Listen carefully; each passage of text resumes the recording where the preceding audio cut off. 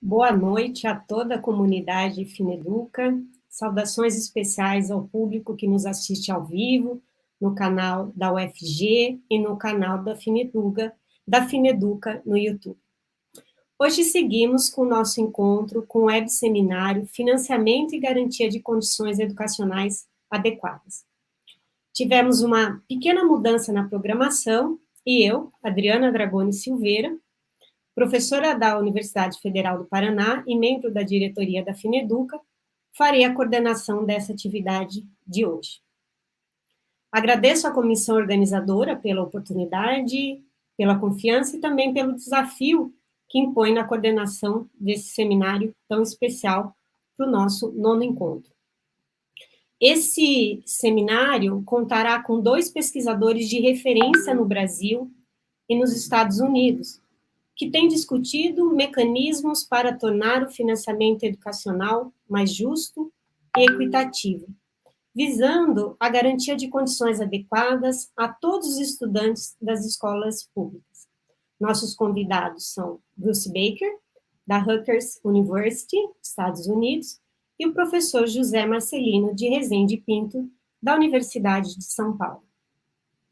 O nosso seminário hoje tem como objetivo discutir: o dinheiro importa para as escolas públicas? Quais evidências de pesquisas e consequências para o debate político? Para a nossa organização de hoje, com o objetivo de garantir a compreensão de todos, o professor Baker gravou um vídeo com sua apresentação para esse seminário. E então, editamos e inserimos a legenda para o português. Então, inicialmente, vamos assistir o vídeo e depois o professor Baker entrará para acompanhar a fala do professor José Marcelino e acompanhar o debate. Já anuncio em tela que o professor Baker já se encontra conosco aqui no backstage, então vai tudo dar certo para esta apresentação. Okay? Vamos para iniciar nosso debate, aqui o nosso seminário, eu vou fazer a apresentação do professor Bruce Baker. Né? O professor Bruce é professor do Departamento de Teoria Educacional, Política e Administração da Rutgers Graduate School of Education, da Rutgers University, em New Jersey. E atuou anteriormente no corpo docente da Universidade do Kansas, de 1997 a 2008. É amplamente reconhecido como um líder acadêmico na área de financiamento da educação nos Estados Unidos. Baker trabalha para influenciar diretamente a política educacional, com enfoque na equidade e adequação dos currículos disponíveis para a educação nos estados e em todo os Estados Unidos também. Além de publicar vários artigos, capítulos de livros sobre financiamento da educação, ele tem atuado como perito, testemunha, nos tribunais estaduais e federais, nos casos que discutem as desigualdades e inadequações do financiamento educacional. Atualmente, as pesquisas do Baker envolvem o desenvolvimento de indicadores para avaliar a equidade e adequação no financiamento escolar, e para compreender as conexões entre financiamento da educação e a melhoria dos resultados dos alunos a curto e longo prazo. Destaca que nos Estados Unidos, diferente do Brasil, a Constituição Federal americana não trata de nenhum aspecto referente à educação e ao financiamento, cabendo, então, às constituições estaduais. E, ao longo das últimas décadas, os tribunais de justiça têm discutido a equidade e a adequação no financiamento educacional para assegurar a garantia de condições de qualidade. O professor José Marcelino, amanhã, hoje, ao longo dessa fala, irá trazer mais alguns elementos de comparação entre o Brasil e os Estados Unidos. O que é importante destacar, né? O professor Bruce Baker tem participado ativamente como testemunha, perito, nesses processos judiciais que têm defendido que mais recursos são necessários e que fazem a diferença para a escola pública. Então, agora nós vamos assistir ao vídeo para garantir que a gente tenha mais agilidade aqui ao nosso seminário, e após o vídeo, entraremos com a apresentação, a discussão do professor José Marcelino e questões que o público quiser fazer. Então, ao longo dessa exposição, vocês já podem também ir colocando as suas observações. Bem? Vamos lá, seguimos com o vídeo.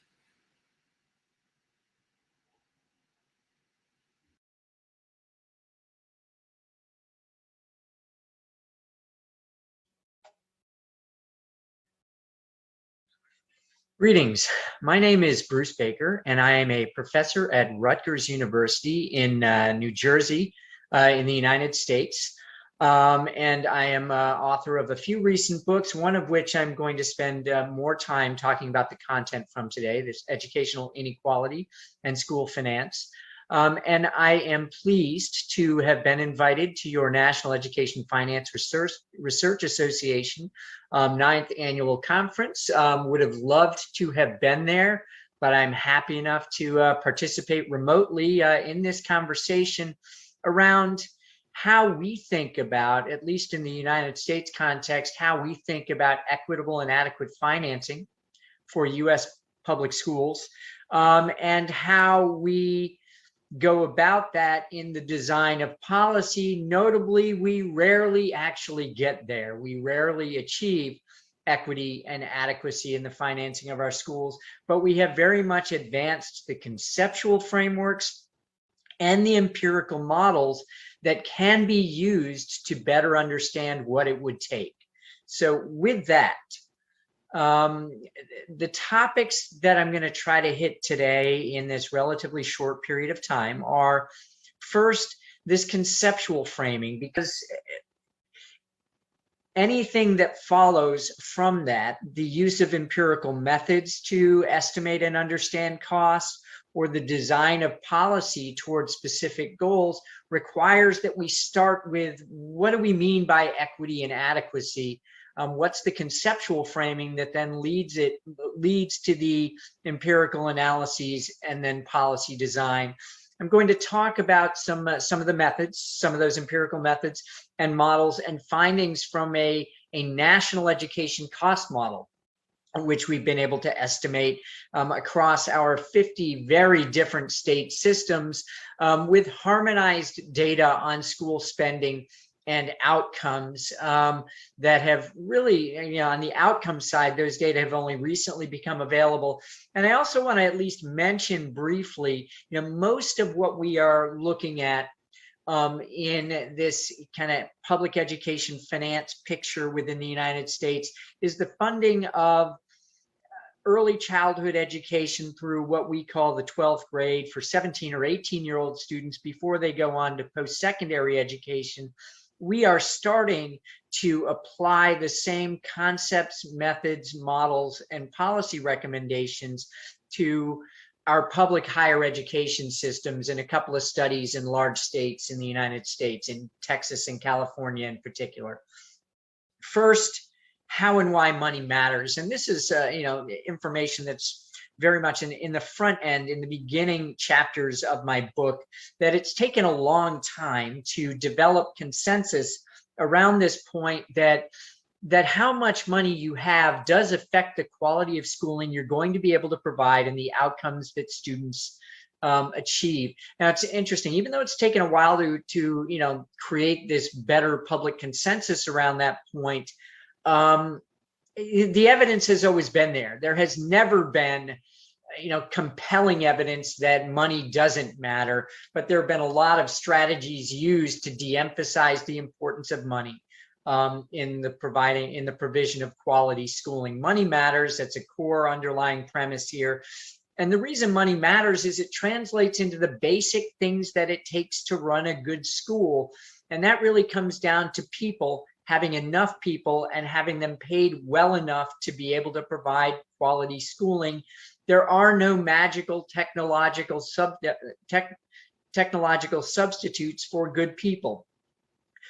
In the United States, we have a variety of types of schools provided under different organizational structures, but one common thread across our public and private systems is no matter what it takes, again, it takes good people and enough of them to get the job done.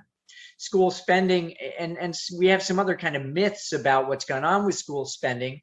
The biggest is that our school spending has grown out of control over time, but our students' outcomes really have gone nowhere.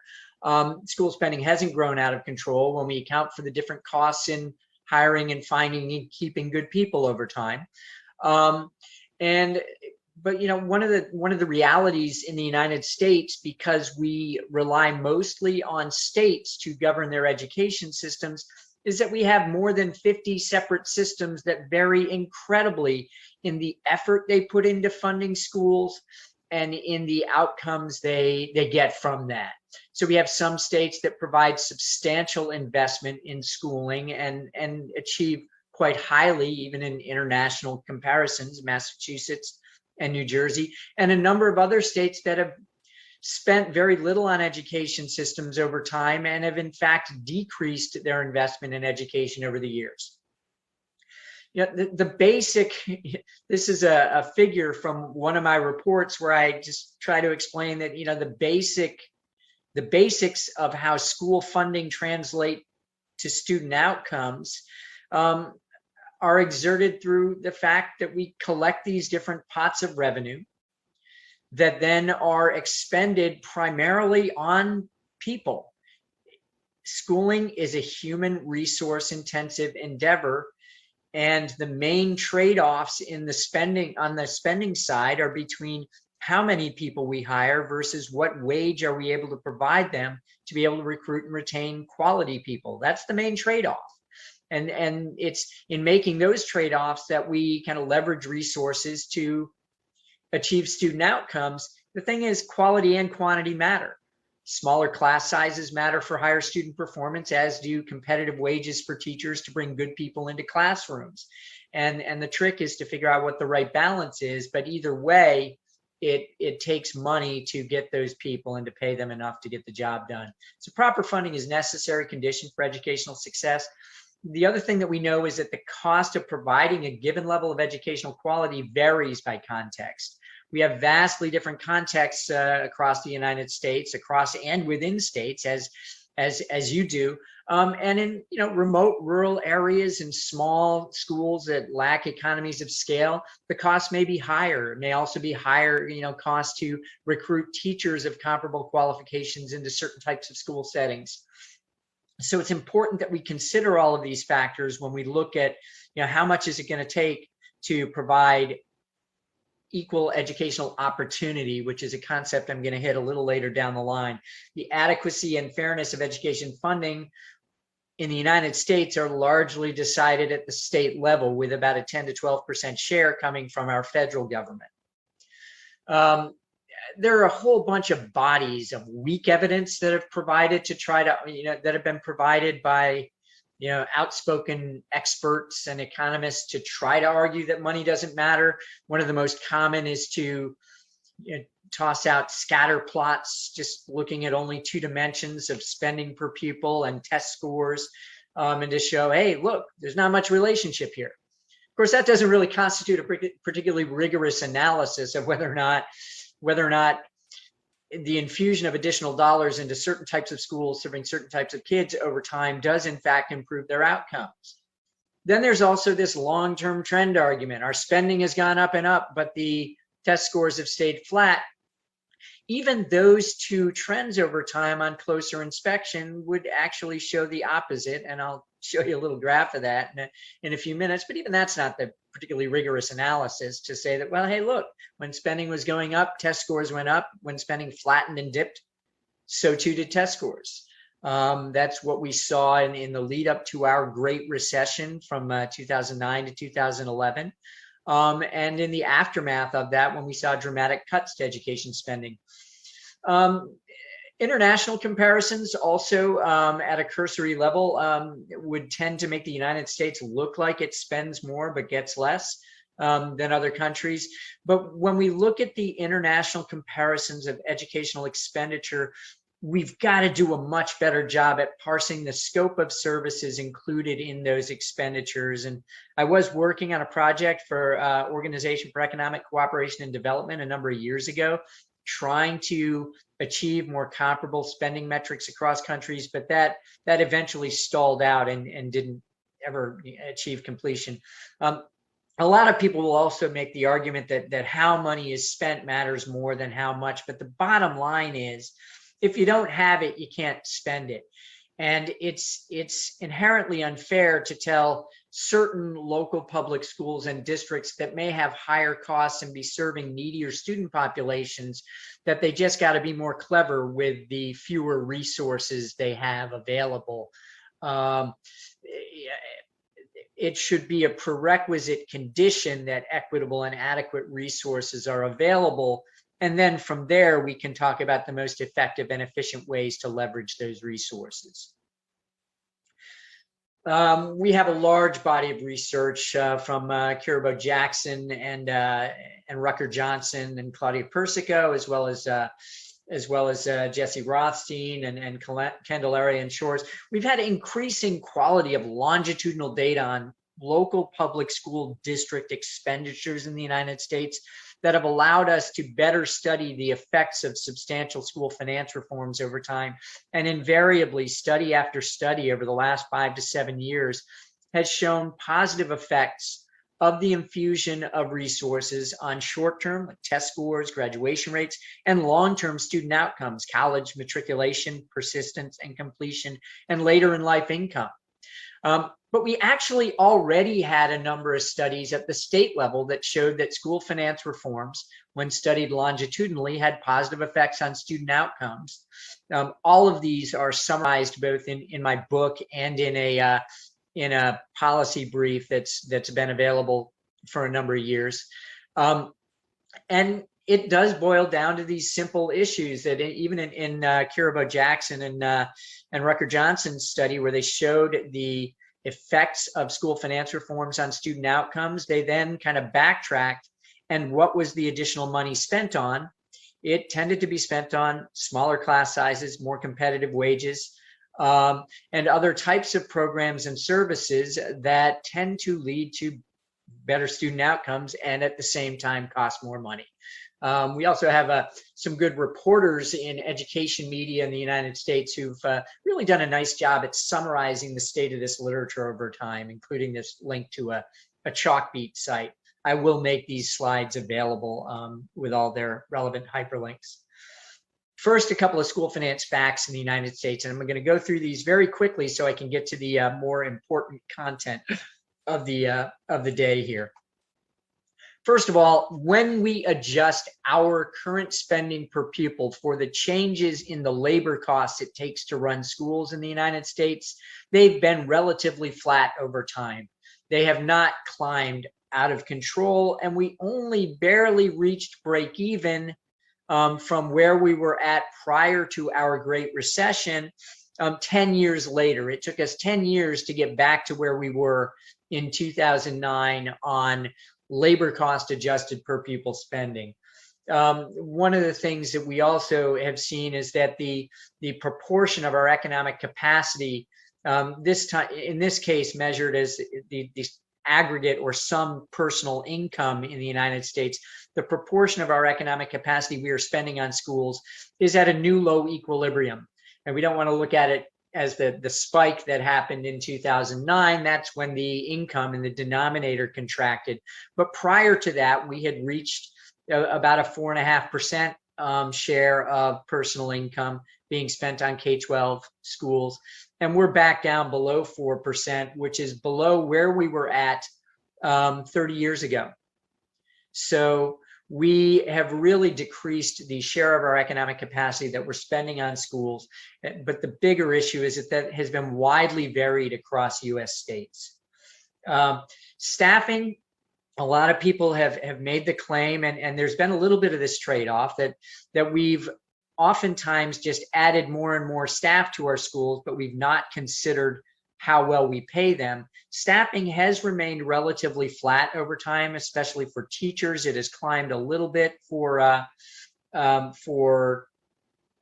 other support staff in schools. The administrative staffing in schools has been relatively flat and at a fairly low share. Teachers per 100 pupils in the United States it's just rebounded to back where it was 10 years ago in our most recent kind of nationally available data. But yes, we have had teacher wages declining relative to, on a weekly basis, relative to similarly educated private sector workers, which makes it harder and harder to recruit and retain people, the same quality of people into the teaching profession in our schools. We're at, they rebounded a little bit when private sector wages dipped at the beginning of COVID, but in the long term, teacher wages as a percent of non-teacher wages have been on a continuous slide to where they're about 20% below what a non-teacher, a private sector worker with at least a bachelor's or master's degree earns on a weekly basis. Our administrative expense at our school building level has climbed somewhat, but we have a layered system of schools within local public school districts, which are kind of like city, town, or county school districts, then governed by states. And most of the human resources are at that district and school level. Our state departments of education in the 50 states are not that heavily staffed, nor is our U.S. Department of Education relative to the system as a whole. Benefits costs for health insurance, pensions, and things like that have gone up over time while wages have stayed flat. This is that graph I was talking about before, where many will try to make the argument that our spending has gone up, but our test scores have stayed relatively flat.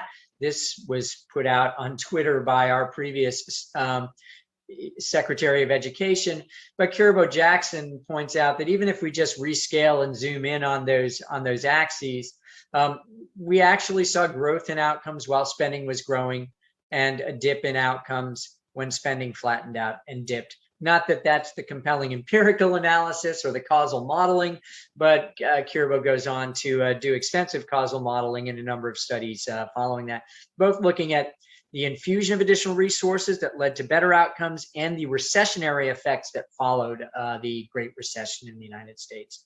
So now we move to this conceptual framing. And this is really the key kind of underpinning where we need to go on the financing of schools. We need to shift the focus away from the equity of the financial inputs and toward providing equal educational opportunity to achieve common outcome goals. Traditionally in US school finance, we talked about things like this idea of horizontal equity, the equal, which usually reduced to meaning the equal allocation of dollars or resources to students considered equal. And vertical equity was our basis for saying some kids need more and should receive more. But really, the cleaner framing of all of that is to say, well, why do some need more than others? Why do some settings require more resources than others? Well, they require those additional resources so that the kids in those settings can have equal opportunity to achieve a common set of outcome goals. Providing equal opportunity to achieve common outcome goals requires different amounts of resources based on the children being served and the contexts in which they're served. It provides a unifying framework for dealing with all these cost differences and building them into policy, and even doing empirical analyses that speak directly to the point of what would it cost to achieve common outcome goals in this setting, in that setting, with these children, with those children. So this is kind of the unifying framework that can guide policy. And then we can also talk about, well, how much does it cost to achieve a common set of outcome goals here, there, with this child or that child? But we can also go to the next question of, and if we set those goals at this level, how much will it cost to get there? If we set the goals at a higher level, how much will it cost? One of the basic understandings that comes from this approach is that it costs more to achieve higher outcomes, in addition to the fact that it costs more in some places with some children to achieve the same outcomes as with others. So in a series of national reports, two of the things that we really look at, and I'm going to jump right over the second because it's a less useful metric these days. The third measure down here, relative adequacy and equal opportunity, is a model-based estimate that is built on the assumptions from the previous slide. We now have methods and data that permit us to estimate a model nationally across our 13,000 or so local public school districts that are embedded in our 50 state systems plus Washington, D.C.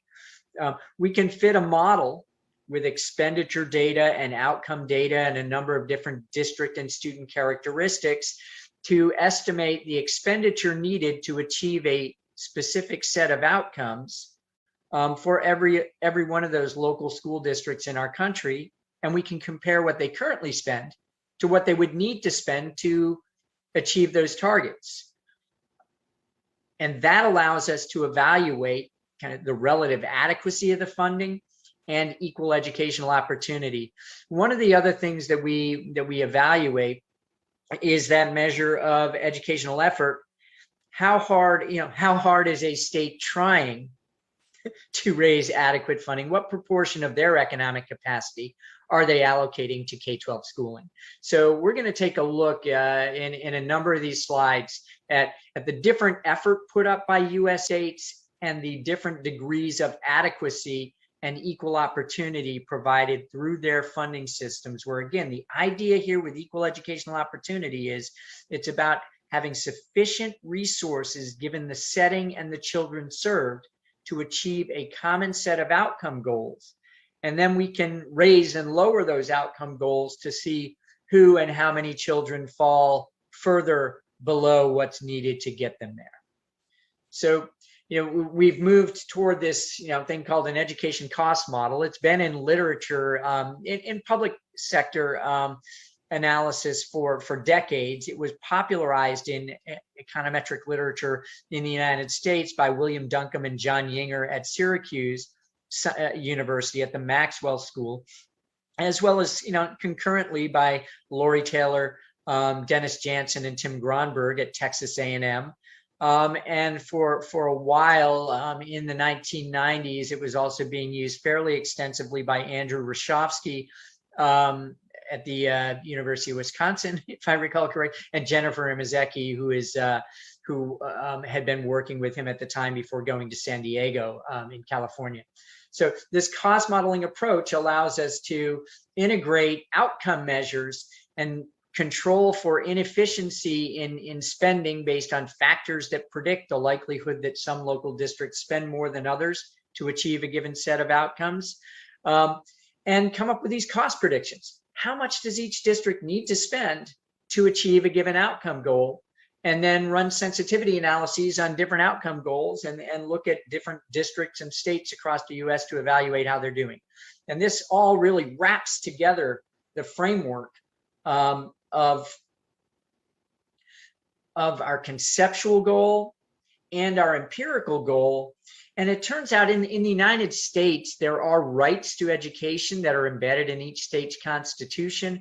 Actually framing our arguments in these terms that children should have equal opportunity to achieve common outcome goals has been particularly effective in making arguments about what the students' rights are in certain states. Kansas, the United States, the state of Kansas, which is a fairly conservative US state, has been one of the states where this approach has been most consistently applied. And I actually have a brand new book out on that. And cost modeling of the type I'm talking about here has been used to inform the Kansas State Supreme Court and Kansas legislators now at 2 points in time, in 2006 and again in 2018. We do have a number of states in the United States where their courts have not declared that any legal right, even though there's a constitutional phrase in the state constitution, there are still many state courts that have not chimed in to say that there is a right that can be enforced in those states. But these states in yellow here are states where the right has been recognized and enforced, but clearly to varying degrees is what you'll see down the line. So state systems in the US, quick rundown on how the layered revenues come together for a state education system in the United States. Because we have local funding, state funding, and then a smaller slice of federal funding going to our schools, the real trick is to figure out how to put together the state and local funding to achieve those equal opportunity goals. And that means having state grants to local districts that at the same time deal with the fact that local districts have very different ability to raise their own money, and also deal with the fact that local districts have very different costs that they need to meet to provide equal opportunity. So, a hypothetical picture of a system that would be providing equal opportunity in the United States, would be a system where typically the very highest need, highest poverty, low income settings in the United States probably have less capacity to raise local resources of their own, and at the same time have much higher costs to achieve common outcome goals as local public school districts at the other end of the spectrum. So the layered patterns of aid might look something like this, this figure 2 from a related report that I produced. The goal, though, is to really just figure out how to blend the state and local revenues and then layer on the federal revenues so that the end point, the sum of those, is sufficient to provide equal educational opportunity. This is typically what that might look like. And the way that pieces together in a state school funding formula in the United States is that those funding formulas will start with some foundation level of spending. What's a basic level of cost in the district with the least needs to achieve common outcomes? And then what are the additional costs that need to be layered into the formula with multipliers or additional grants to address the fact that teacher wages may need to be different in some places than others to recruit and retain similar quality teachers, and to address the fact that student needs vary for children with disabilities, for children who don't speak the common language of schooling, for dealing with the other content of schooling, and for children with economic disadvantage coming into school. So these are packages of types of adjustments that go into how we end up with these different height bars, where the goal is to get these highest need but lowest capacity districts to a higher target of funding to provide those kids with equal opportunity. So again, these will be available. These are kind of lists of the types of things that go into the adjustments in a state school funding formula in the United States to try to advance equal opportunity. But rarely do we ever get there, right? A lot of our states have pieces and multipliers and some of these things in their formulas, but the reality in the United States is that opportunity to achieve common outcomes across local public school districts varies incredibly. Here, we set our model just to predict the cost of achieving our national average outcomes for every one of these little geographic subdivisions within states. Deep red areas are areas where the local public schools spend 10,000 or more US dollars less per pupil than they would need to spend to achieve even our national average outcomes, which many of you may know from looking at the international assessments like PISA are not particularly stellar. Our national average outcomes, I would argue, are what they are because we have so many of these states that have significantly underinvested in their K-12 systems, so that they're spending, substantially below what they need to spend just to bring them to our own national average, while many other states, New Jersey, Massachusetts, and Connecticut, are on average spending well above what they would need to spend just to be average in our own national context.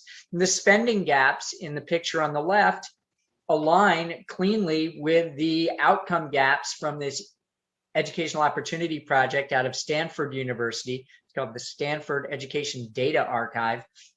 Our spending gaps and their outcome gaps align. Now, they align in part because we modeled our spending gaps based on the cost of equalizing their outcome and closing their outcome gaps.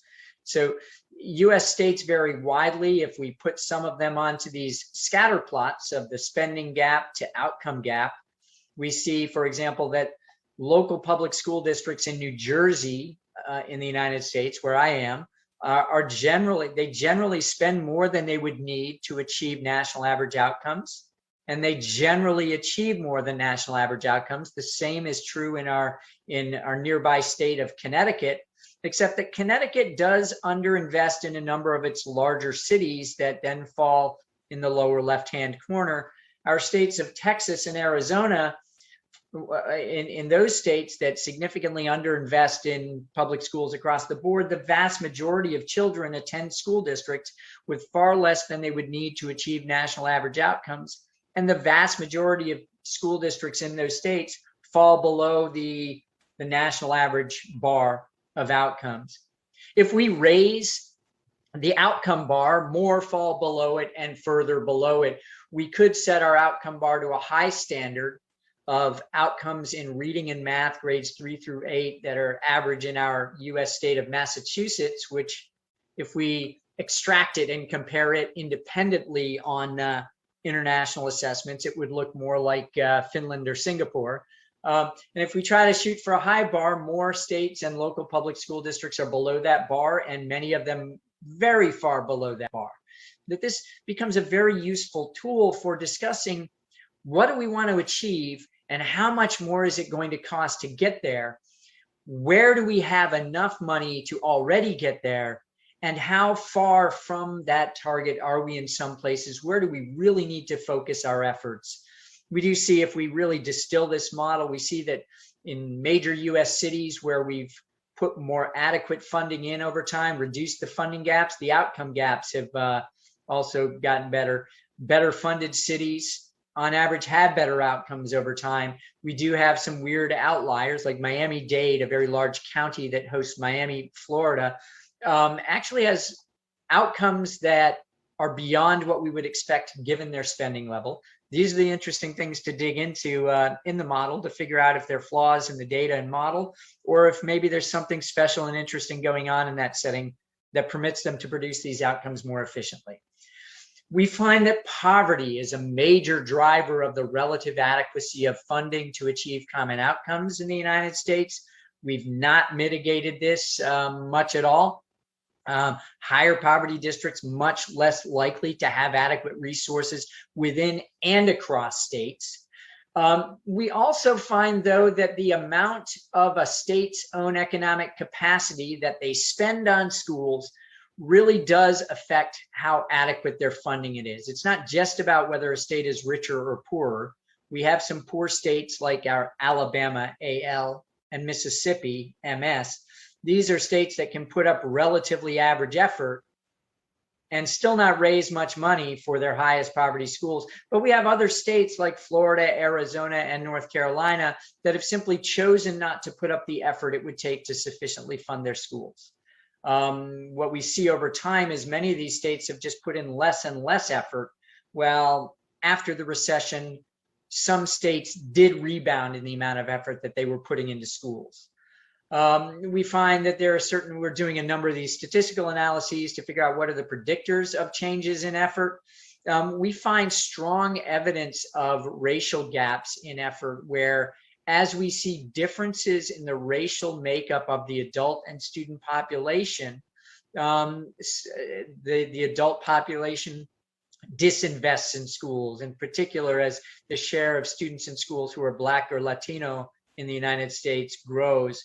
The funding for their schools tends to decline if the adult population is predominantly white. So we have these continued racial tensions in how much states invest in schools. And that also then ties in with these relationships to funding and poverty across US states and school systems. Just want to close out here with an introduction to the idea that we've been looking at, in the United States, we have public 2-year and 4-year colleges, as well as a vast network of private colleges and universities, which serve very large shares of our students. We've tended not in the United States to think of our post-secondary system as part of a universal system of education, but we've started to look at the provision of the 2-year public college system, a system which is provided within states at a subdivision level of counties, these community colleges. We've started to look at that as part of our universal system. And as a result, we've started to think about how we can apply similar analyses to support funding formulas to make those 2-year public colleges accessible to all, free of charge, as we do with K-12 education. And we're taking 2 approaches to that right now. One is to do the same kind of cost modeling using data on persistence and completion rates of students as our outcomes by the different types of technical and vocational and academic and other programs they might pursue.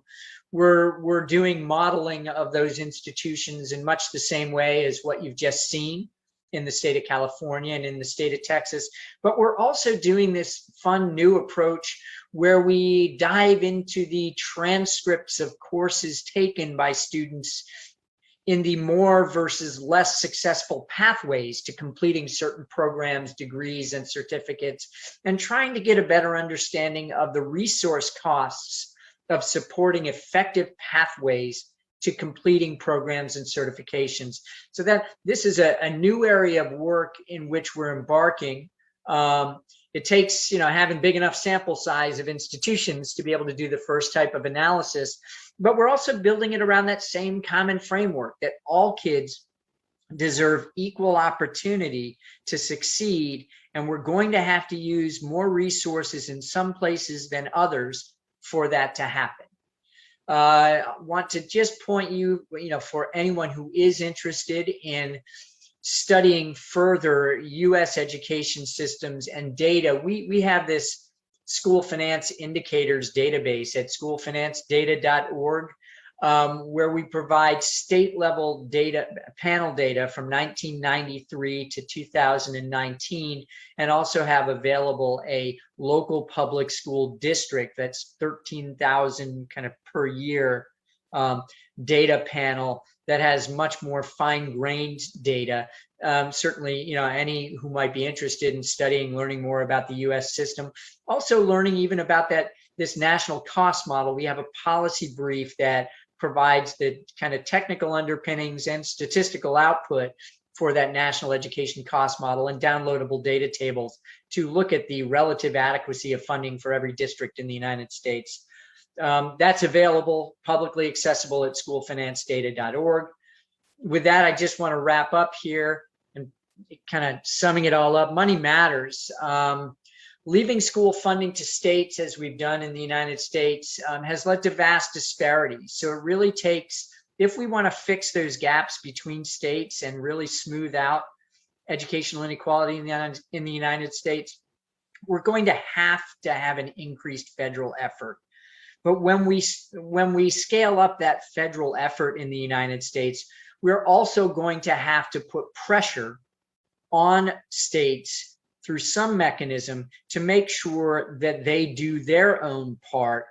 I often, argue these days that if we talk about education and our, supposedly deplorable state of educational outcomes in the United States, if we talk about that as being in the national interest, then we have to tackle it with federal policy. I'll stop there. Hopefully we can have a rich conversation to follow about how, all this fits perhaps across international contexts. Thank you. I've appreciated the opportunity to talk to you today.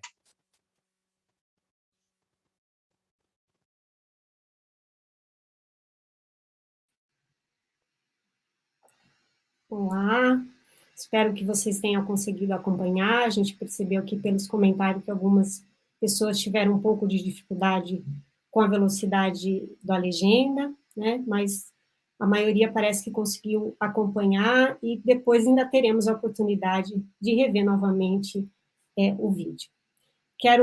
Agora nós damos continuidade à segunda parte da nossa atividade, né, com o debate do professor José Marcelino, mas eu gostaria de chamar aqui na tela o professor, né, José Marcelino, mas também dar boas-vindas ao Baker. Então, só um minutinho que nós vamos já fazer essa operação aqui. Bruce. Hi, Bruce. E também peço que a equipe coloque na tela o tradutor. Então, pessoal, fiquem tranquilos, teremos um tradutor aqui também para facilitar a interpretação.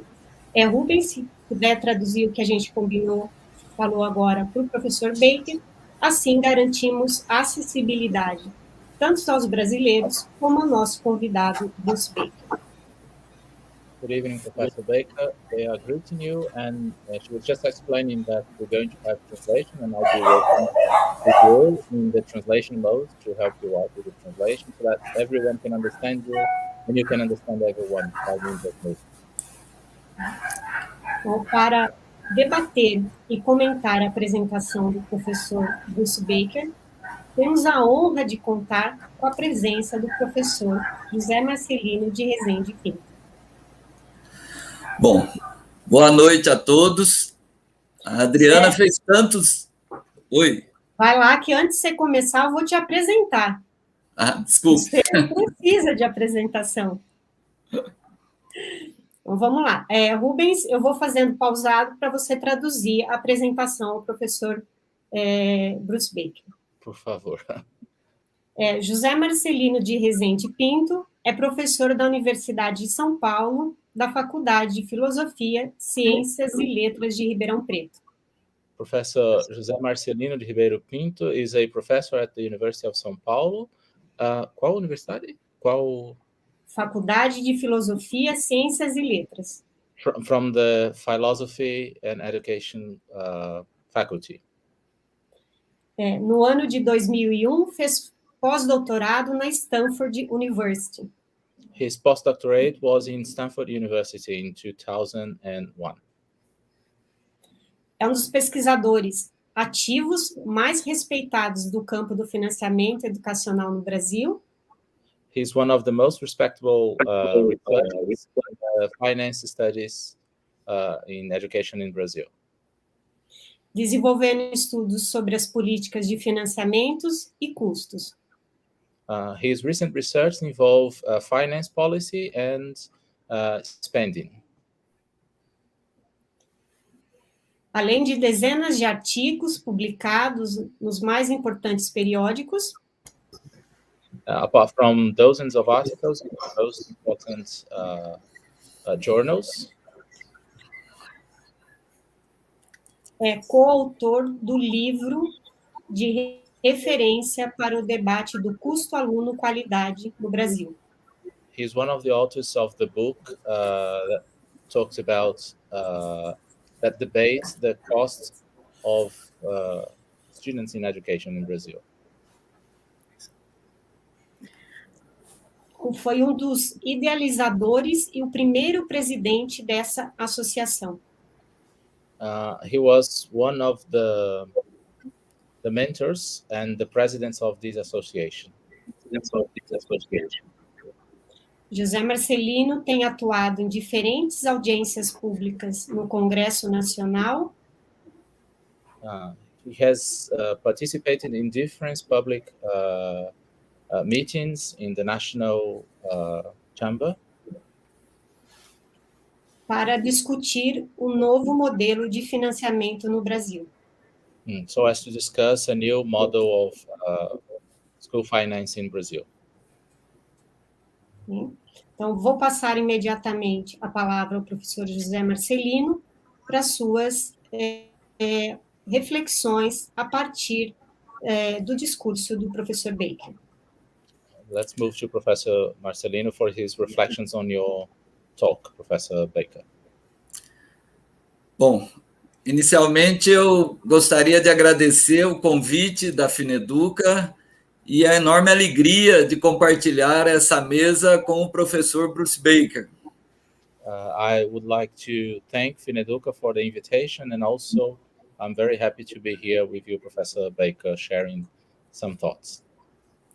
Em segundo lugar, eu gostaria de dizer que a Adriana é muito mentirosa, porque ela fez muitos elogios que eu acho que eu vou desmentir ao longo da minha apresentação.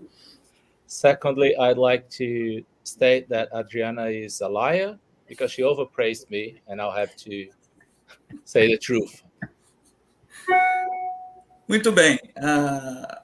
Buscando para tornar a minha apresentação mais instigante para o público brasileiro, In order to make my presentation more appealing for the Brazilian public, eu selecionei alguns slides da apresentação do professor Baker e busquei articular com questões que temos no Brasil. Então, eu vou procurar falar algo em torno de 15 minutos para que mais pessoas possam fazer perguntas, e ao final eu devo fazer umas 2 ou 3 perguntas para o professor Baker.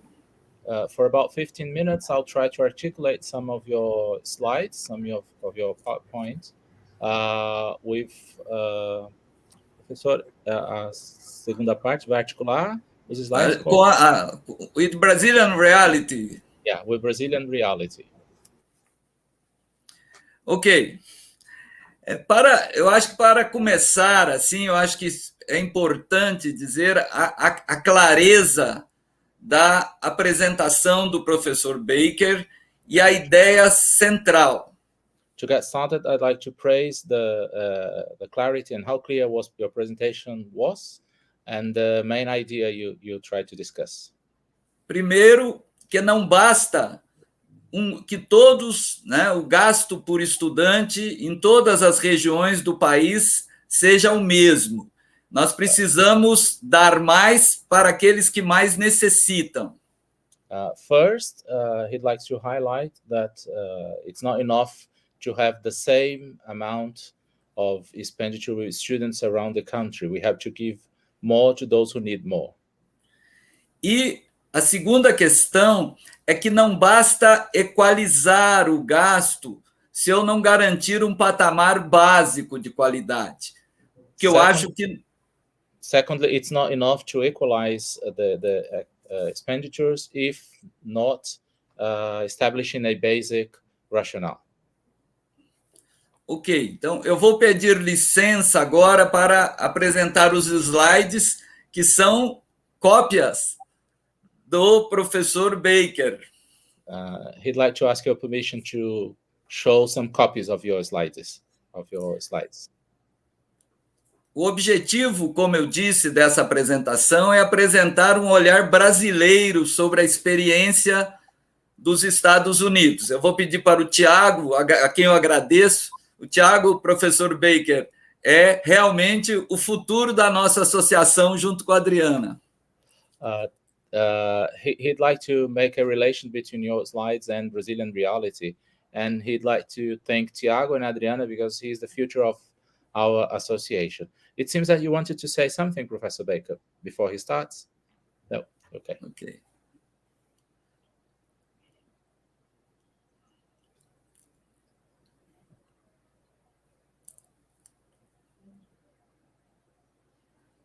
Acho que houve um problema.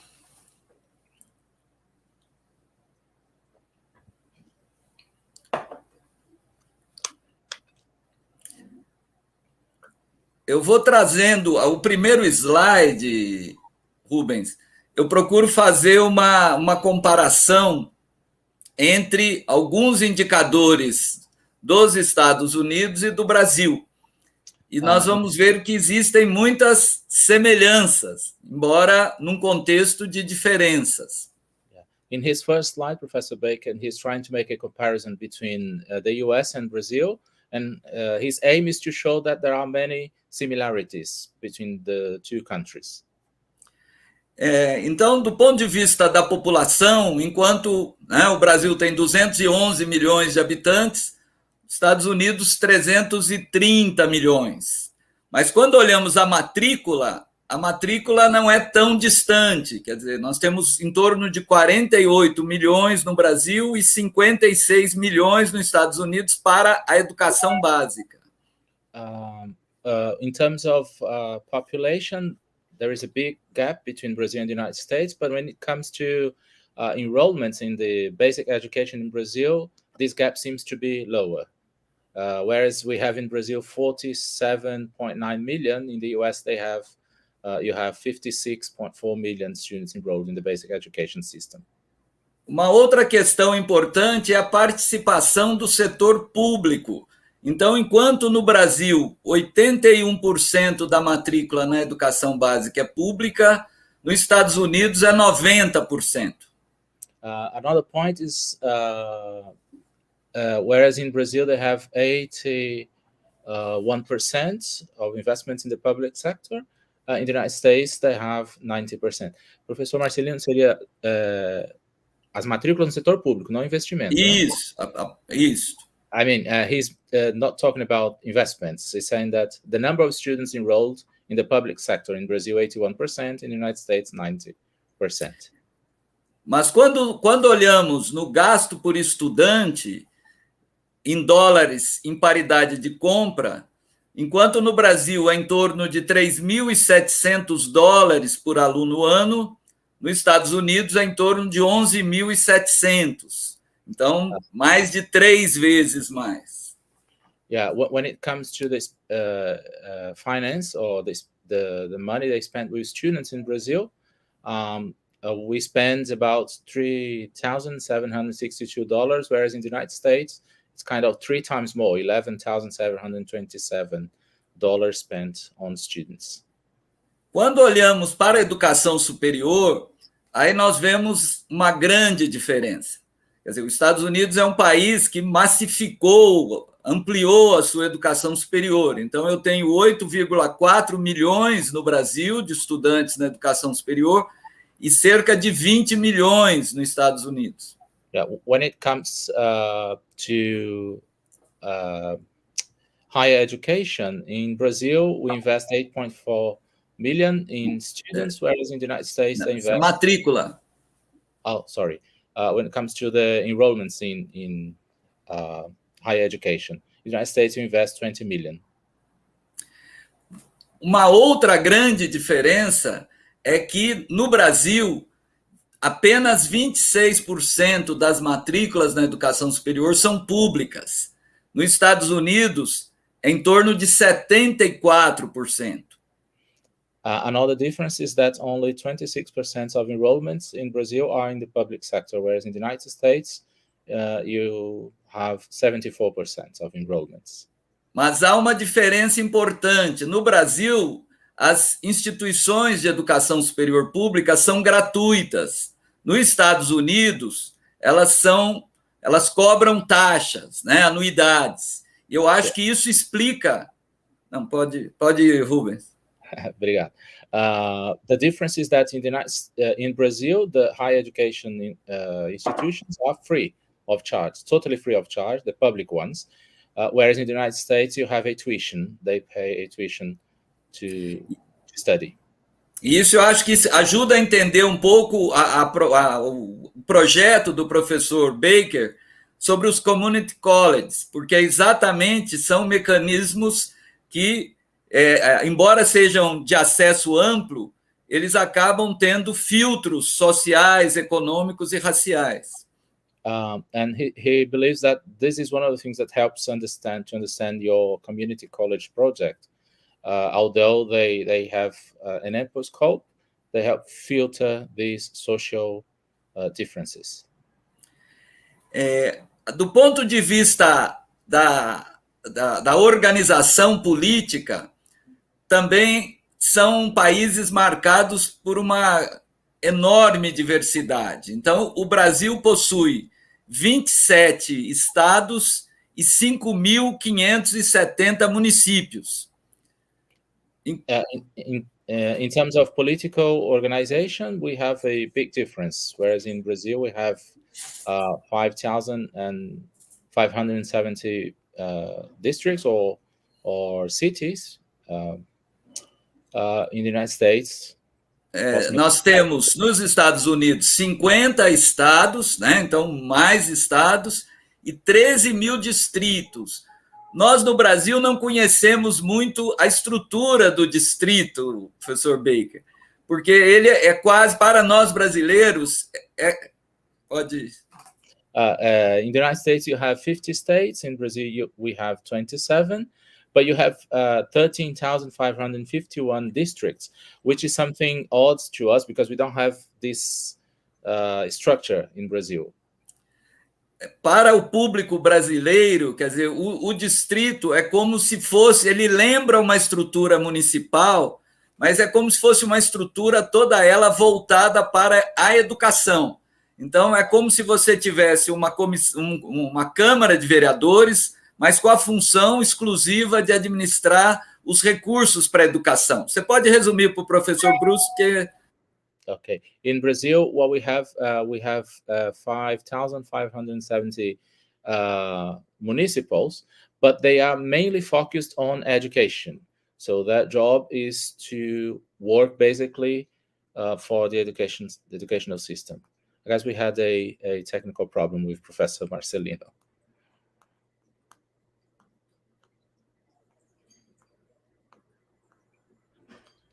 If there is anything I say and you can't understand or you can't figure out, Professor Baker, please let me know. I think we are doing fine for now. Yeah, thank you. Okay.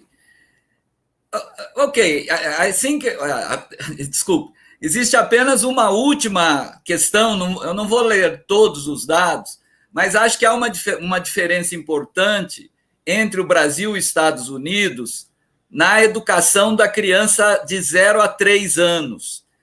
O Brasil tem um sistema escolar relativamente estruturado.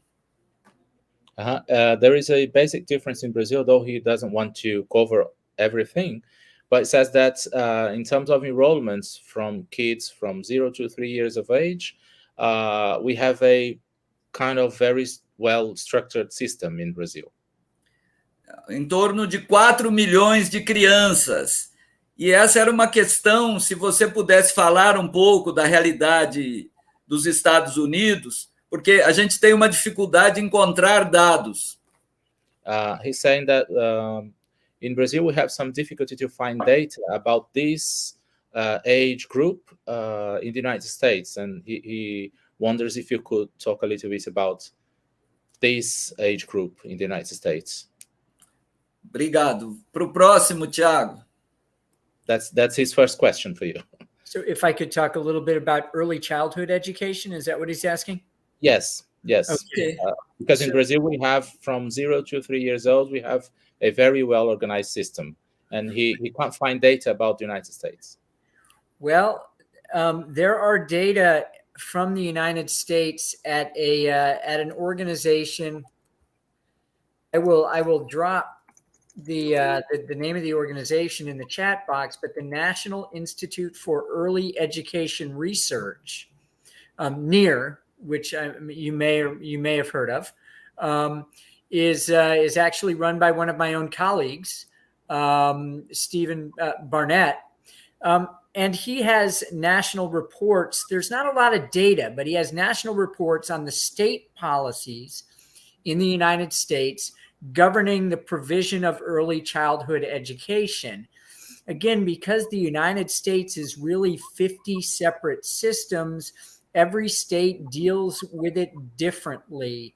And sometimes it is embedded within the funding for the K-12 system as part of the education budget and provided as an extension to the publicly provided, that 90% share of our system being in government operated schools. Sometimes it's provided there. Sometimes it is provided even in New Jersey by a separate funding stream, which also subsidizes students to attend private providers. So we are kind of a mess in terms of how different states provide for 3 and 4 year olds, and very little for 0 to 3, other than perhaps supplemental health care services. But 3 and 4 year olds are treated in a variety of different ways across states In the United States, another thing that's interesting is even our typical entry-level grade, kindergarten, in many states, which is usually for 5 or increasingly 6-year-olds, but generally 5-year-olds, many states offer that only as a part-time, like a half-day program. And some states leave it up to local communities how they're going to. So some states have many local communities that provide kindergarten only as a half-day program, not even full day. So really from, age birth to 3, next to nothing, 3, 4, and 5-year-olds, almost up to 6 years old, it varies widely across states. It varies how much time is allocated to kids, and it varies whether it's in or outside of the public education funding stream. So that's kind of how we do it, which is probably not great. Thank you. Você quer que eu fale? Eu posso tentar resumir, você completa. Acho que a ideia central, o que ele disse, é que você não tem nos Estados Unidos uma estrutura minimamente organizada nessa faixa. Quer dizer, o modelo predominante é o chamado kindergarten até o 12º ano, que geralmente começa com 5 ou 6 anos. Então, ele diz que aí você tem vários sistemas de financiamento que variam de um estado para outro e que é uma confusão. Para a gente é uma notícia boa, quer dizer, o Brasil pode se orgulhar, mesmo com os problemas da sua educação de primeira infância, né? Perfeito. E ele só disse que em alguns estados, algumas comunidades que se organizam para fazer alguma coisa para as crianças com menos de 5, né? Perfeito. Estou quase perdendo o emprego para o senhor. Fique tranquilo, Rubens. Vamos, a sequência aí, Thiago, por favor. Aqui eu procuro fazer uma síntese, né, do que o professor Baker disse. Então, por que dinheiro faz a diferença em educação? Porque educação é salário e para atrair bons profissionais, eu preciso pagar bem. Here he has a kind of a summary why money matters in education, as you said in your talk, Professor Baker, because it says that we have to pay people to work in the educational system, and we have to bring these people and keep these people in terms of more qualified professionals to work in education. That's why money really matters in education. Bom, que desafios decorrem desse processo? Um primeiro desafio é que, para melhorar a qualidade de um sistema, eu preciso reduzir o número de alunos por turma. One of the first challenges is that we have to reduce the number of students in each group so that we can have more competitive salaries. Sim, mas o problema é que, ao reduzir o tamanho das classes, eu preciso de mais professores. E isso implica em maior custo. Então, é um trade-off que eu tenho. Eu tenho que balancear entre como garantir turmas menores e, ao mesmo tempo, atrair bons profissionais. Yeah, the big trade-off challenge is how to attract good professionals with competitive salaries when I reduce the number of students per class, because I'll need more people to work in the educational system. O outro desafio é um que vivemos muito no Brasil. O sistema dos Estados Unidos ele é muito descentralizado, né? Então, o professor, até se ele quisesse falar um pouco, porque ele falou muito das diferenças entre os estados. He said that another challenge we have in Brazil is that your system is very decentralized, and he would like you, if you could, to talk a little bit about the differences between the states, entre os estados. Não, ele falou sobre os estados. O que eu gostaria de saber é que se ele pudesse falar um pouquinho das diferenças entre os distritos no mesmo estado, entre os distritos escolares, porque no Brasil o que corresponderia aos distritos são os municípios.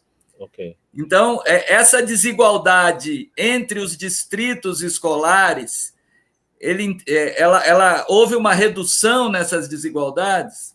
Okay. He wants to know if there was a reduction in the inequalities amongst the districts, because you talked about the differences amongst states, but he wants to know if there is a reduction in terms of districts, which corresponds somewhat to our municipalities in Brazil. So some U.S. states have had more success at reducing inequality between districts within the state. States, and sometimes that has been directly related to constitutional litigation brought in those states, like but it's really a back and forth between the legal challenges and the legislative responses. In the 1990s, New Jersey and Massachusetts in particular made significant progress in raising the level of funding and targeting it to school districts that were serving higher need student populations. So New Jersey and Massachusetts made progress there. One of the things that I show and explain in my new book on Kansas is that Kansas also, through several court cases, made significant progress on improving the equity and the adequacy of funding going to the local public school districts and reducing the inequality between them. But no U.S. state ever really gets that far toward that goal. Again, states are kind of, even the states decentralized to a large extent down to local districts. And when state effort increases and when state contributions to the local districts increase, that helps resolve inequity and target more money to higher need districts and improve equal opportunity. But even New Jersey has backslid. New Jersey's gone backwards now. 10 years, New Jersey was at its best in 2008. And we are now, in terms of the equity of resources, back to about where we were in 1992, before the court played a big role in trying to push to improve that. Massachusetts is in the same shape, but even then, New Jersey and Massachusetts are still better than many other states.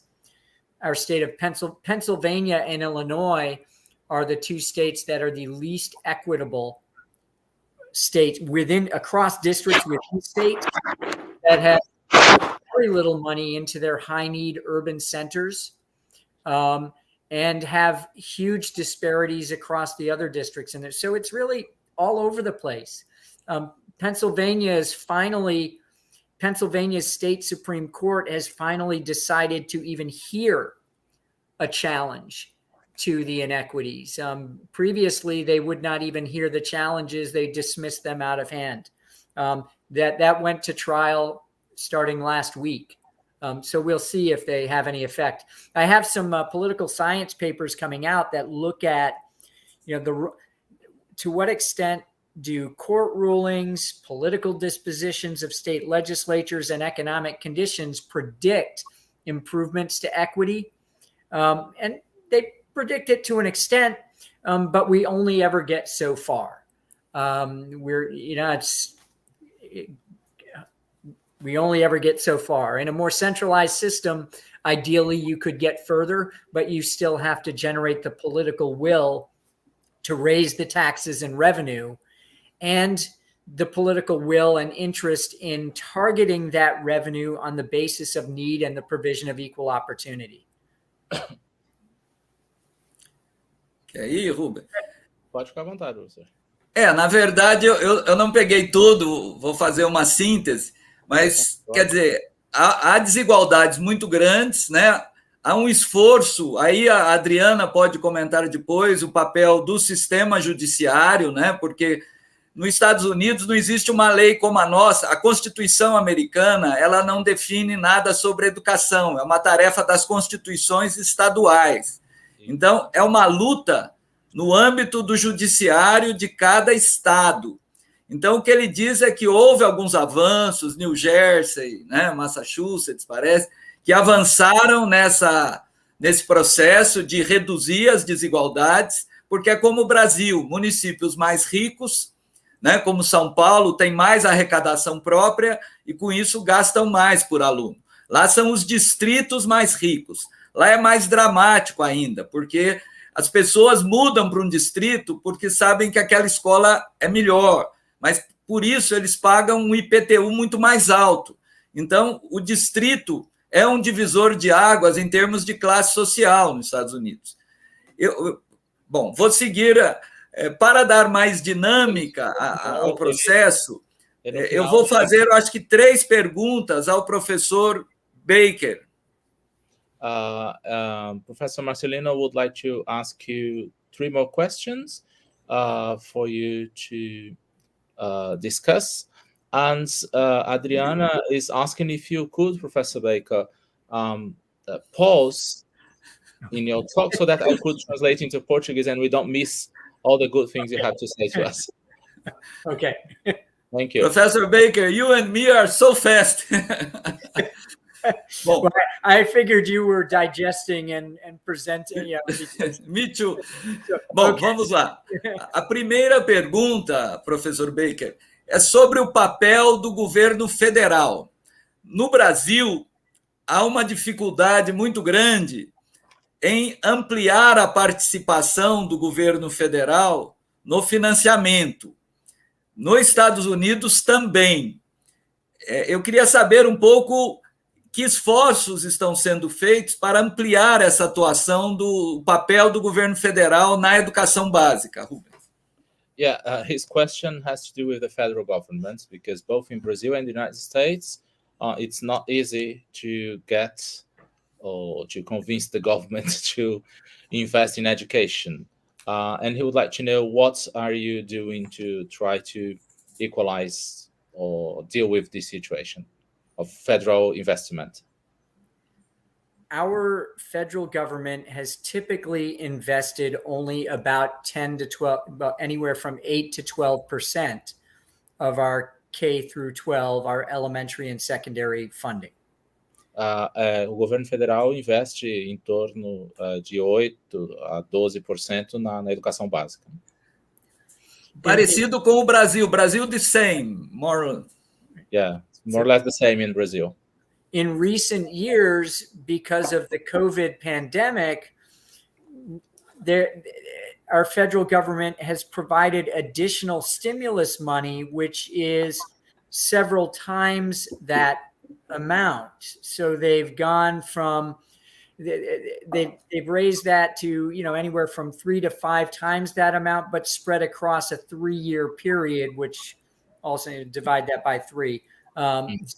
So they've started to spend more, and as a result, some in our federal government are now talking about what would it take to have an ongoing doubling or tripling of the federal role in the funding of U.S.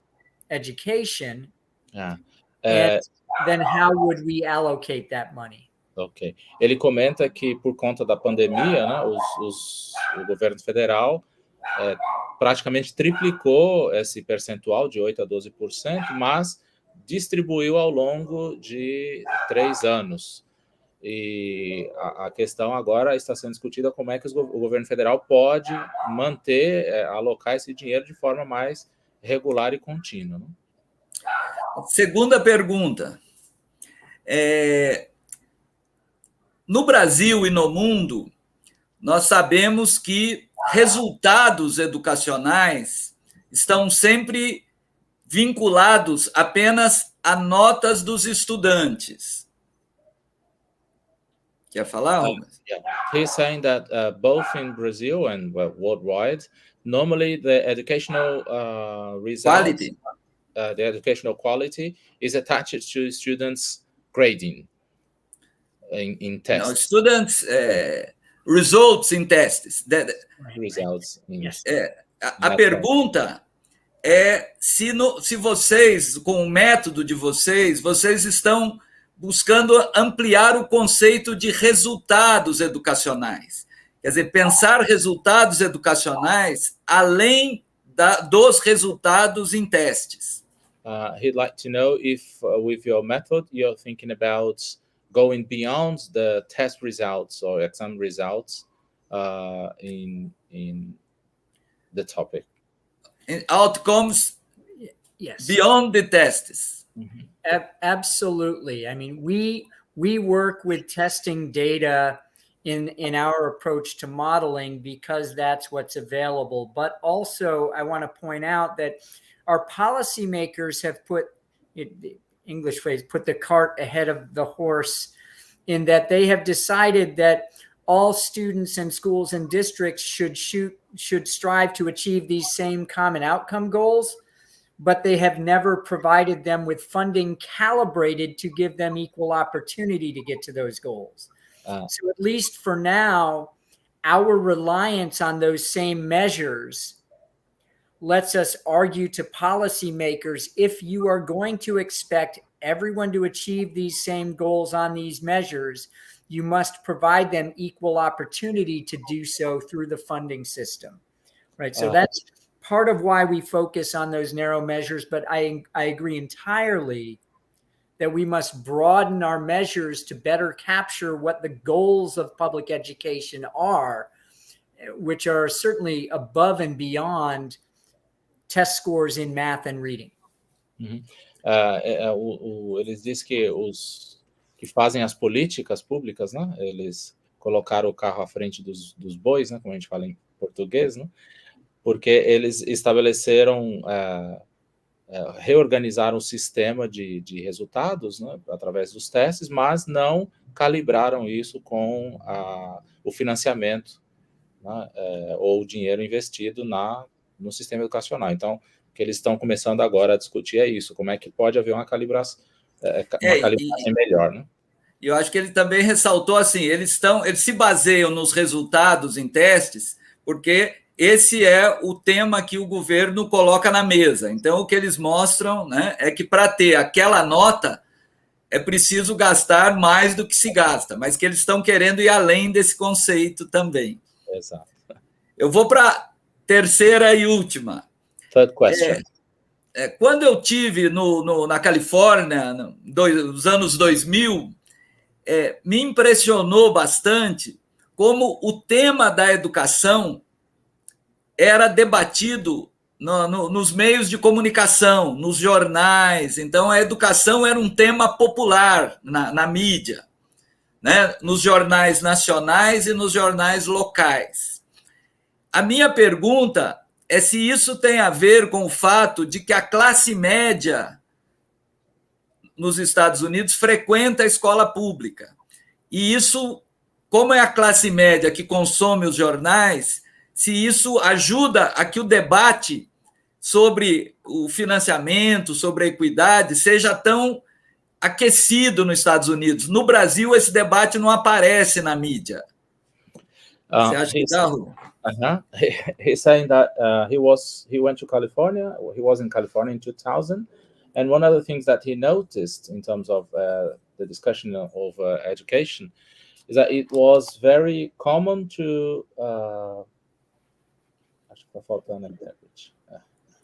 it was very common in the media to hear or to listen these debates about education, because he believes that it's because of the fact that the media, the middle class, is the public in the public schools, and he believes that that's the reason why the media talks about the educational system. Whereas in Brazil, we don't have this discussion in the media because the middle class in Brazil don't go to the private sector. They go to the private sector, not to the public. I think we have become more like you in that regard.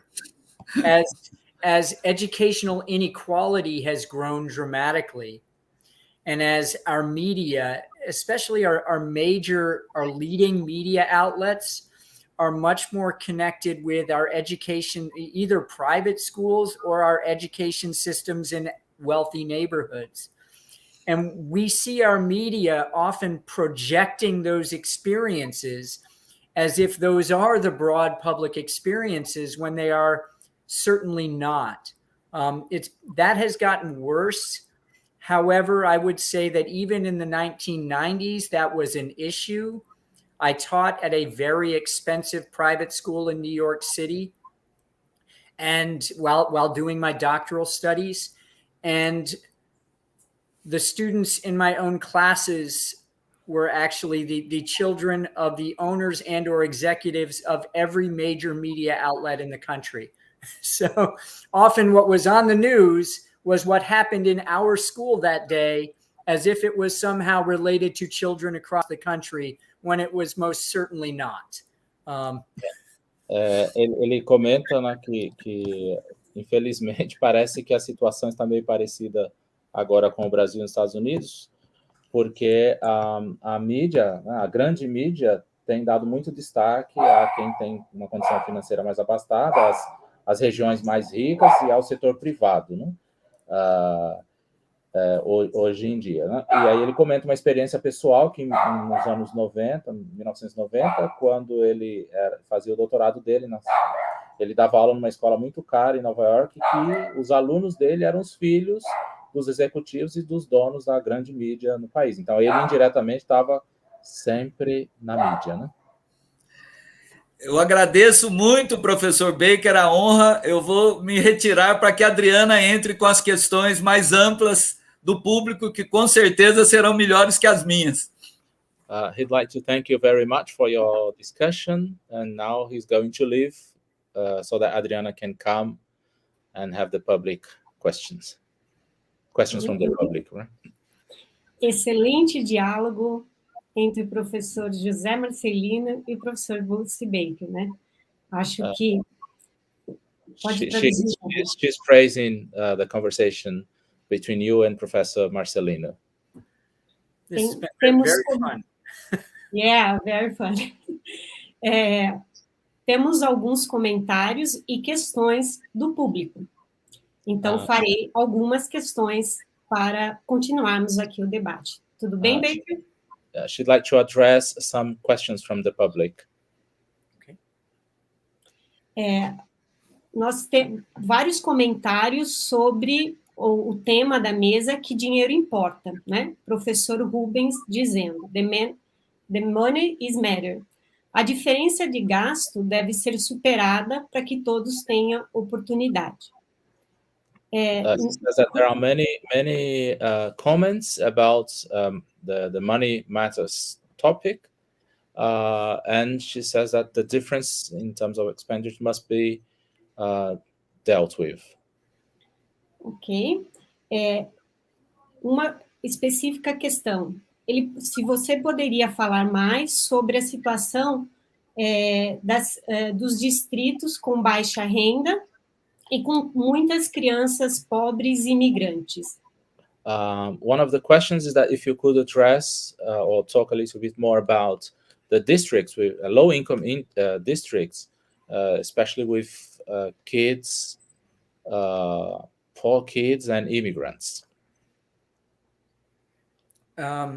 Just to address the question, in the United States, again, one of the features of our system that is a very unfortunate historic relic, although it's not even just history, these are present issues, is that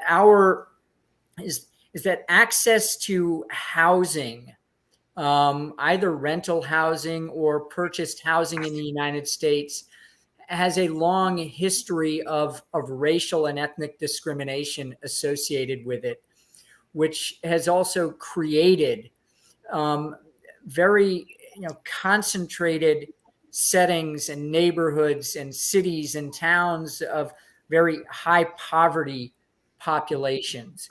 So housing discrimination in the United States has caused significant differences from one town to the next within our states that make it harder to create equal opportunity. Baker, unpause, then Ruben can translate for us. Não, ele está mencionando que uma questão histórica nos Estados Unidos é essa questão do acesso à moradia, né? Seja ela alugada ou comprada, né? Esse é um assunto importante. E que, mais recentemente, tem havido uma concentração de pobreza muito grande, que ele chama de discriminação por moradias, né? E aí tem havido uma concentração muito grande da pobreza, fazendo uma diferença muito grande na paisagem de uma cidade para outra, dentro do mesmo estado. But to follow up, this is also what makes it very hard to get state legislatures to raise enough money to target to those communities to provide them equal educational opportunity. Essa é uma questão que dificulta para os legisladores, né, para as pessoas que desenham as políticas, para conseguir dinheiro e direcionar especificamente para essas populações. Right. I think if our cities and towns were more integrated, if we did not have these racial and economic disparities to the same extremes from one town to the next, these would be much easier problems for state legislatures to solve with a school funding formula.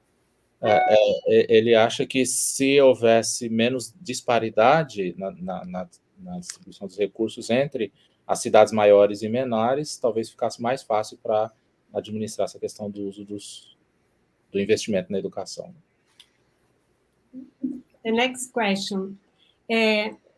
Professor Baker, existiria um limite ao incremento de recursos financeiros por estudantes, a partir do qual passaria a não interferir na qualidade?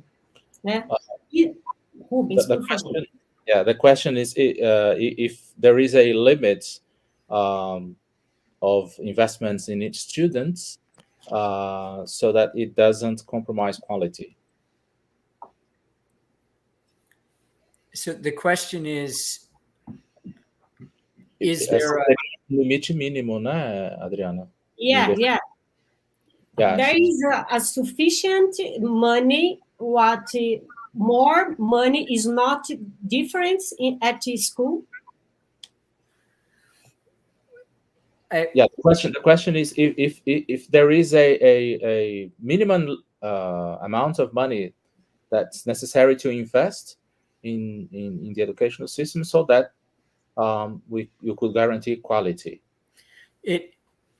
And the answer is it depends on what goals you want to achieve, and policymakers must start with what do we want to achieve, both in terms of the level of outcomes and the breadth of outcomes. Policymakers need to start with what should the public school system try to achieve, and they need to understand that it will cost more to achieve more and less to achieve less. Ele diz que depende dos objetivos que querem ser atingidos, né? E os que fazem as políticas precisam decidir qual é o resultado que eles querem. Se é um resultado mais significativo, precisa investir mais também para atingir esses resultados. And we can try with our methods to estimate for them how much it costs to achieve certain goals. And then they can make an informed decision on whether they want to pay that price or lower the goals.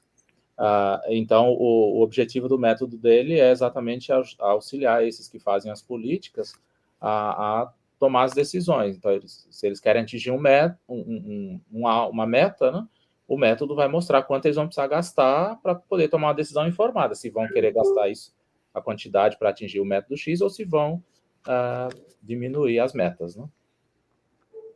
Obrigada. Temos uma questão aqui do professor Thiago Alves. No Brasil, as escolas públicas, em grande parte, têm infraestrutura insuficiente e condições de trabalho insuficientes para os professores. Vamos por parte, Rubens? In Brazil, public schools do not offer quality, equal conditions for students and teachers. Atualmente, há uma forte pressão para que os modelos de financiamento privilegiem a eficiência, né, com base nos resultados em testes de aprendizagem dos alunos. There is a huge pressure on the school system in Brazil now that the framing, the investment or the funding models privilege privilegiem as competências. Desculpa. Yeah. Privilege the outcomes and the efficiency.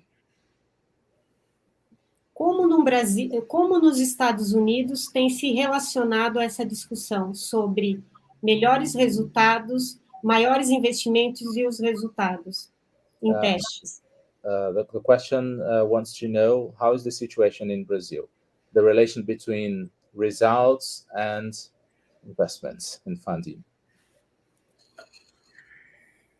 So I think one of the first things that we need to do with policy you can ignore that first part and start translate here. Let's see. Most, whether it's state systems in the United States or national systems around the world, very few are thoughtfully or empirically, rigorously calibrated so that the funding is set in relation to the outcome goals desired. That's the conversation we need to get started. Mm-hmm. And then we need to do better analysis to calibrate the formulas.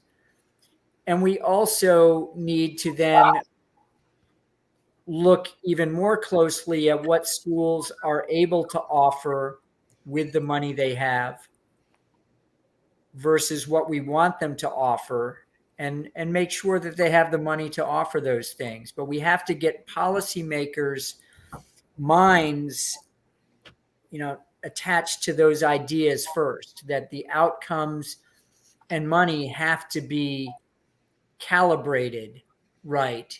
And we have to look at what schools can offer and what they need to offer, and we need to fill those gaps. Ele diz que tanto nos sistemas estaduais ou nos sistemas nacionais, mundo afora, né, são poucos os sistemas que há uma calibragem entre o investimento e as metas ou os resultados que se esperam. Né? E a conversa deve começar por aí. Né? Aqueles que fazem as políticas, né, os policymakers, né, devem pensar exatamente nisso. Se o resultado que quer ser atingido precisa ter um financiamento ou um investimento que seja compatível, exigir para a escola entregar o que o investimento seja compatível com o que se espera da escola. Obrigada, Baker. Mais uma última questão. Qual o critério de distribuição dos recursos do governo federal aos distritos? Você discutiu ao longo da sua fala um pouco sobre isso, né? Mas seria possível você abordar mais sobre como se dá a distribuição da ação do governo federal para os distritos? She said that you talked about, in your talk, you mentioned about what's the criteria for the distribution from the federal government. But the question is that they want to know a little bit more about this criteria used by the federal government for funding in terms of states. The largest piece of funding that comes from our federal government is through a program that targets additional resources to local public school districts with higher child poverty rates. So our federal money, even though it's not a very big piece of our school funding, is one piece that is targeted in general, it's targeted more to those places with greater needs, to local public school districts serving higher poverty student populations. Diz que a maior parcela do investimento do governo federal, do financiamento do governo federal, vai para aquelas onde há mais pobreza, né? Então, quanto mais pobre, mais recurso é alocado do governo federal. If I could add one more thing, because our federal government targets the money in that way, some of our state governments will use that as an excuse not to give as much money to the higher poverty schools. Aí ele complementa dizendo que por conta dessa política do governo federal, alguns estados também se aproveitam do mesmo critério para não investir tanto nessas escolas que precisam mais, né? Thank you very much, Professor Bruce Baker. Gostaria de chamar para a tela o professor José Marcelino, para que possamos fazer as saudações finais. Quero, em nome da comissão organizadora do 9º encontro, agradecer a participação dos professores Bruce Baker e do professor José Marcelino Rezende Pinto, que trouxeram fundamentais contribuições para pensarmos o avanço do financiamento educacional no Brasil. On behalf of the event, she'd like to thank Professor Marcelino and Professor Bruce Baker because you did contribute for the conversation and the reflections on the educational funding in Brazil.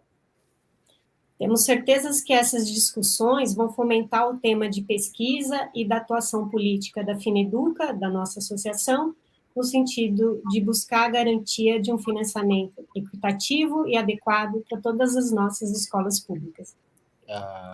She said that she's sure that these discussions will promote more researches and also will help the association to keep on fighting for a better funding for education. Quero agradecer ao Rubens de Sá pela tradução. Quero agradecer também às nossas intérpretes de Libra, Luciana e Vanice. Também agradecer ao Rubens de Sá e a Simone Passos, que inseriram a legenda no vídeo. E também quero fazer um agradecimento à comissão local da UFG, que está aqui no backstage. Tem uma equipe muito grande para que a gente pudesse dar conta desse evento especial hoje. She said she appreciates all the help from the organizing committee, the interpreters, the translators, the people responsible for the subtitles in your talk, and everyone that helped for the event to happen. Professor Baker, se você quiser fazer as suas saudações finais. She invites you to say a few final words. Well, I just want to thank you for inviting me to participate in this event. It is a wonderful opportunity for me to learn more about what goes on beyond, our United States system,